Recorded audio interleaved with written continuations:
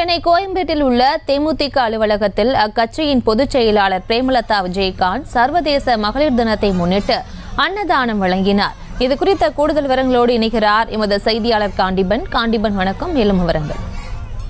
பிரியங்கா, தேசிய முற்போக்கு திராவிட கழகத்துடைய பொதுச் செயலாளராக இருக்கக்கூடிய பிரேமலதா விஜயகாந்த் தலைமையில தான் தற்போது கோயம்பேடியில் இருக்கக்கூடிய அக்கட்சி தலைமை அலுவலகத்துல சர்வதேச மகளிர் தினத்தை முன்னிட்டு ஒரு விழா ஏற்பாடு செய்திருக்கிறார்கள். குறிப்பாக இந்த மகளிர் தினத்தன்று அந்த கட்சியில் இருக்கக்கூடிய மாநில மகளிர் அணி அமைப்புல இருக்கிறவங்களும் அதே போல மாவட்ட அளவில் மகளிர் அணி அமைப்புல இருக்கிறவங்களும் ஒருங்கிணைத்து இந்த பகுதியில தற்போது ஒரு பேரணியை மேற்கொண்டார்கள். அதாவது ஒரு ஒரு சூடம் இது ஏந்திட்டு விஜயகாந்தோடைய சமாதி வரை சென்று அங்கு மரியாதை செலுத்திவிட்டு பின்பு தற்போது தேமுதிகவுடைய அலுவலகத்துல மகளிர் அணியோட ஒரு ஆலோசனை மேற்கொள்ள திட்டமிட்டிருக்காங்க. குறிப்பாக இந்த ஆலோசனையில அரசியல் தொடர்பான விஷயங்களும் இருக்கும் என்கிறதுதான் முக்கியத்துவம் வாய்ந்ததாக பார்க்கப்படுகிறது. ஏனென்றால் வரக்கூடிய 2024 தேர்தல் தொடர்பான ஆலோசனையாகவும் இது மாற்றி அமைக்கப்பட்டிருக்கிறது. சர்வதேச மகளிர் தினத்தன்று